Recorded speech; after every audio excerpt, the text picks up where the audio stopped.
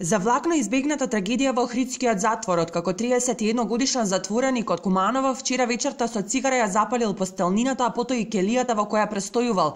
За среќа пожарот бил локализиран на време. Се работи за 31 годишно лице од Куманово, затвореник во казнено-поправната установа затвор Охрид. Тој околу 20 часот и 20 минути во една од собите на притворското оделение со цигаре запалил дел од постелнината, но благодарение на навремената интервенција на вработените во затворот и на територијалната противпожарна единица спречено е на тамошното ширење на пожарот.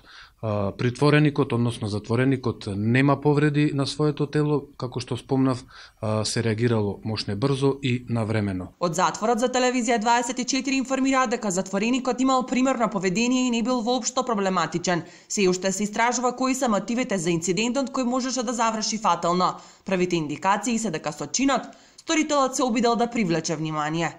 Се работи исто така за лице кое што во изминатиот период не покажувало вакви и слични други проблематични однесувања. Инаку ова е прв инцидент оваа година во Охридскиот затвор, кој меѓу другото е единствена казнено-поправна установа за малолетни лица во земјава. После синокешната драма, превземени се порадикални безбедностни и надзорни мерки врз затворениците.